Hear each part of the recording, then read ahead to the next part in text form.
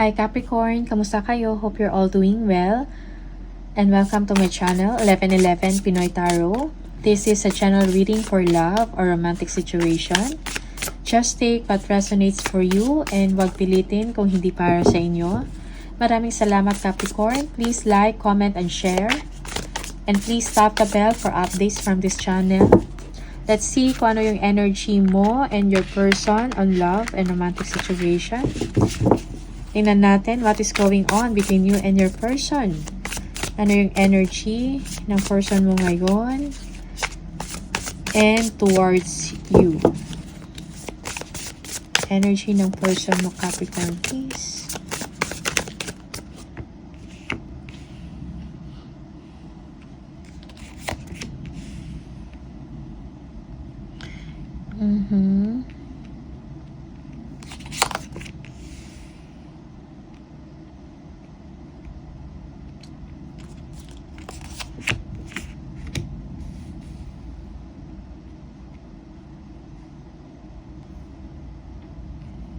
Okay.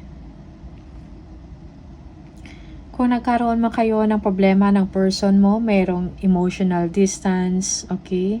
Or merong emotional separation, kung hindi man physical na separation.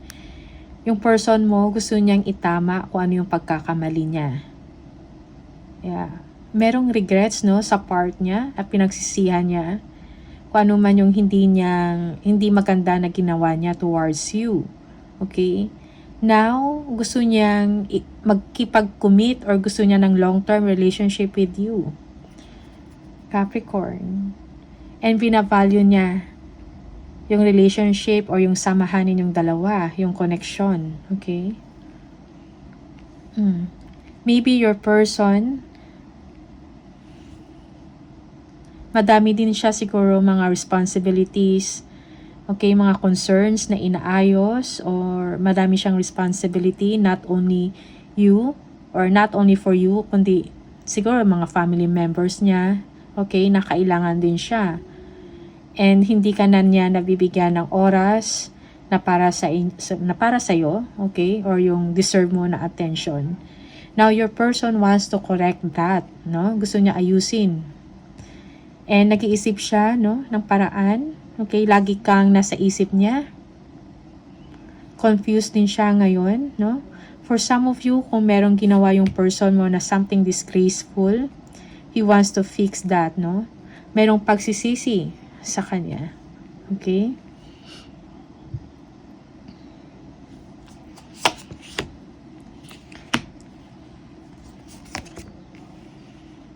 Okay. You really love this person, Capricorn, but for now, parang yung priority mo is about your career, about your work, no? You want to grow sa trabaho mo. Gusto mo maging successful in your finances, in your material wealth, okay? You love this person, but now, kung meron man siyang ginawa yung person mo na hindi, yung parang ang hirap or hindi ganun kadali natanggapin para sa'yo dahil nasaktan ka, pinag-iisipan mo if tatanggapin mo pa ba siya uli or hindi, okay? Just take what resonates for you, Capricorn. Yeah. Yung iba sa inyo, you look cold, no? Parang hindi ka nagpapakita that you care for that person. Hindi ka nagpapakita na mahal mo siya, na nag-aalala ka pa din siya sa kanya. Okay? Pero emotionally or deep inside, mahal mo yung tao na to. And you want this person to come to you, no? Or at least gumawa ng aksyon, ng initiative, no? Na makipag-ayos. Okay? Or mag-apologize. Yung gusto mong makita na talagang nagsisi siya sa kanyang ginawa. Okay.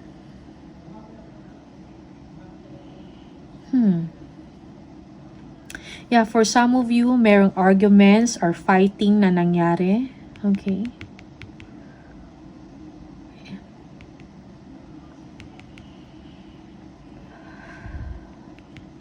Yeah. Yeah, nakafocus ka ngayon sa kaperahan, sa career mo or sa trabaho mo. And you are dealing the situation na, alam mo yung cool lang with kindness, you know.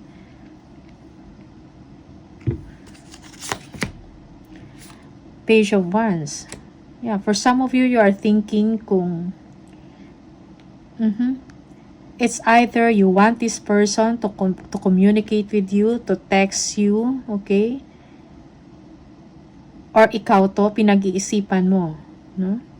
Magparamdam, like, you know, take the action also. Like, magte-text ka, tatawag ka, or kamustahin mo siya.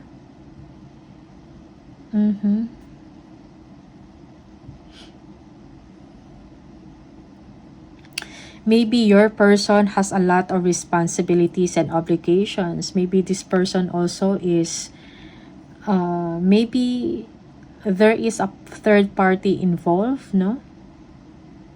Or may problema siya when it comes to kung ano yung normal or yung tradisyon na ginagawa ng isang magkarelasyon. Okay? May problema doon. Parang nagkaroon ng baka may disgrace, no, na ginawa siya. Na talagang nasaktan ka. That's why ganito ka na lang ka protective of yourself. Yung attention mo, nakafocus sa work mo. Okay? And you are being cold to him or her, or even insensitive. Okay? But you really love this person, no? Gusto mong makipag-ayos, gusto mong mag-ayos kayong dalawa, or ano tawag doon, yung basta magkaayos, no? Na ma-fix ko ano man yung problema, mapag-usapan. But you don't want to do the initiation. But deep inside, parang gusto mo rin siyang i-message, no? Or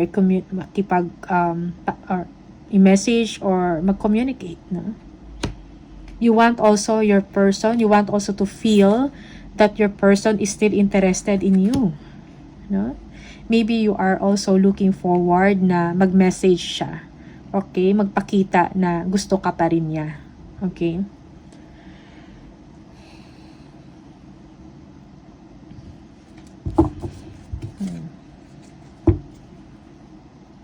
The Tower. Yeah. Kung ano man to, yung mga unhealthy or hindi maganda nangyari na pattern sa inyong relationship, you want to break that. Okay? And maybe this person, parang gusto niyang ayusin to talaga, no? Gusto niya na magbago para sa inyo. Let's see. Yeah, for some of you, you are dealing with a Taurus, okay? 5 of Swords, Libra, Capricorn, okay? Aquarius. 10 of Wands, ano to?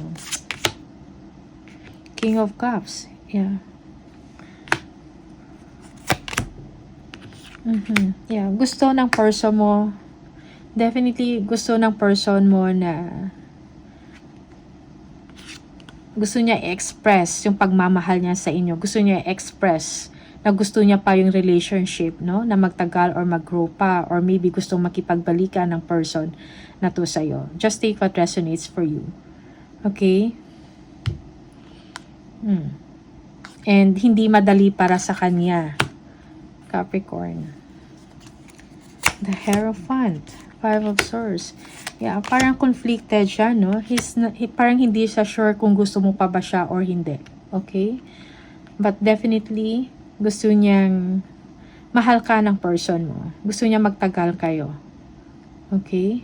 Or magkabalikan kayo.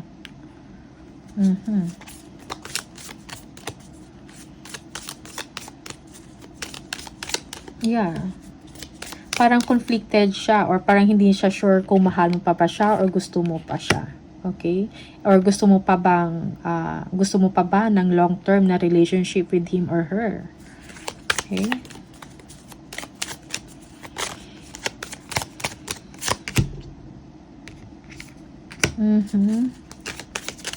Yeah, yung person mo nalulungkot dahil hindi mo siya nabibigyan ng pansin or attention, okay? Para nakafocus ka sa work mo or sa career mo. And this is something na nalulungkot siya, no? Merong regrets din sa part niya eh, okay? Yeah, Knight of Cups. Your person, gusto ng person mo na magparamdam or mag-express na mahal ka niya, okay? Mag-send ng message. Pero conflicted siya. Okay? Yeah. Parang siguro nasa sulok lang siya, no? Nag-iisip, magte-text ba ako sa kanya or hindi? Pupuntahan ko ba siya or hindi? Five of Swords. Ten of Wands.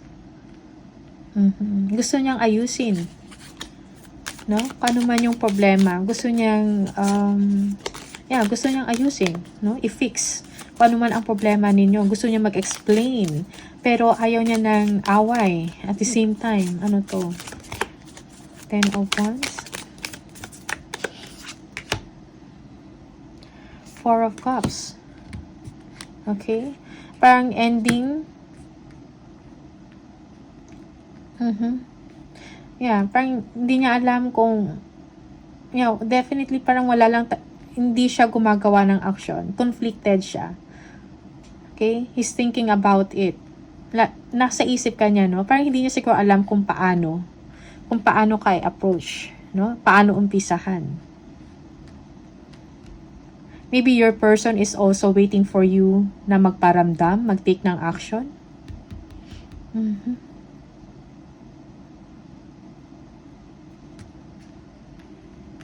Okay.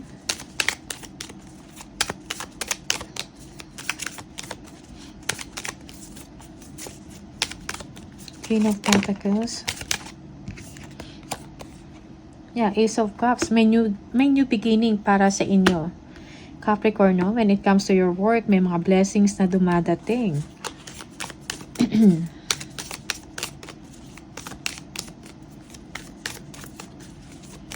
Yeah, for some of you, you are looking for a new love. Okay?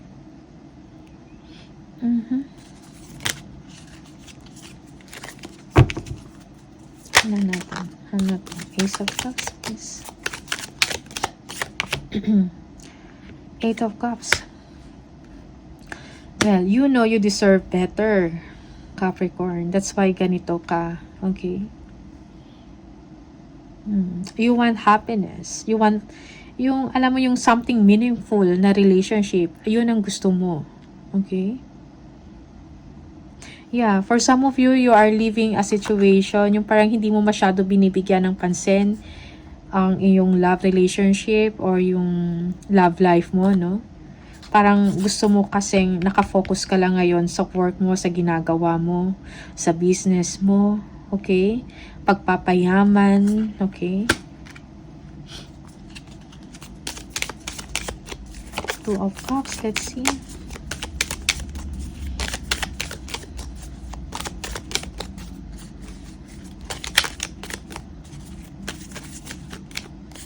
Right. Oh, Queen of Pentacles. Okay.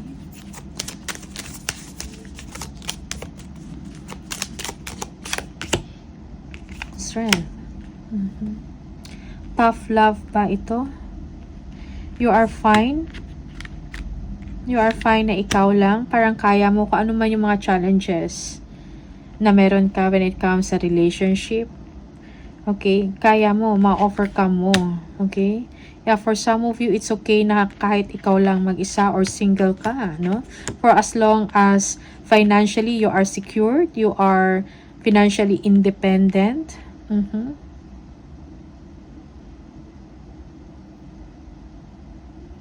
Yeah, you are a strong person. Okay?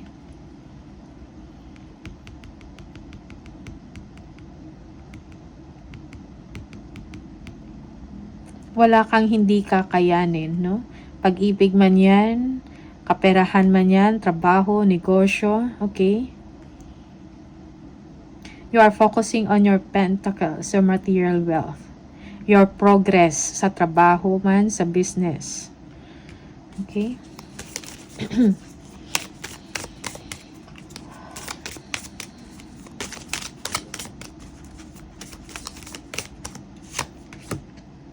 Seven of Swords. Yeah. Okay. Yeah, for some of you, umiiwas ka.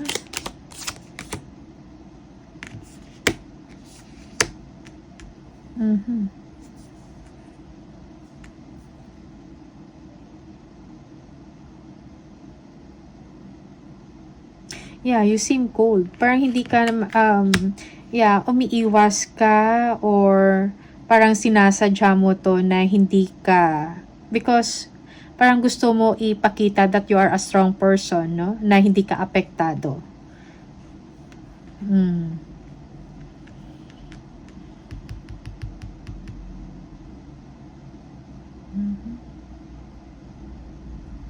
Yeah. But for some of you, you are also getting information. If this person, no? Parang gusto mo din malaman, yeah, if this person, kung meron pa siyang, kung gusto ka pa rin ng taong ito. Okay?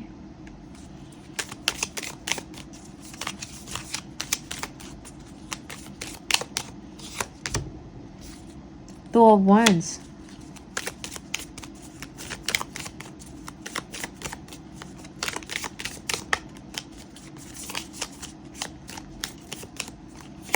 Yeah, for some of you, parang gusto mo din malaman kung gumagawa din ba to ng paraan yung person mo na lumapit sa inyo. Okay?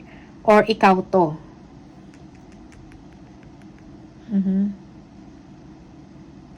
Or you are projecting na parang umiiwas ka sa kanya. Okay? Projecting na umiiwas ka sa kanya na that you don't care. Okay? Just take what resonates. Two of Wands. You are looking forward about your future, no? For some of you. Yeah. Okay.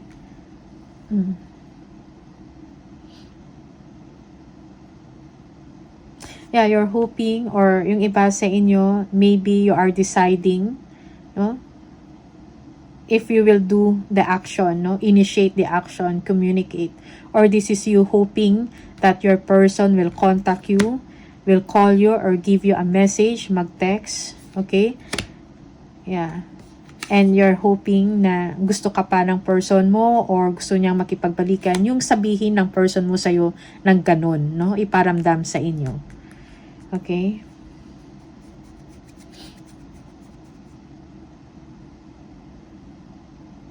Yeah, na may pag-asa pa na pwede siyang bumalik or gusto mong marinig sa person mo na lumabas sa bibig niya or sa action niya na gusto niyang makipagbalikan sa iyo and gusto niya i-continue ang relationship, no? Going towards commitment. Okay?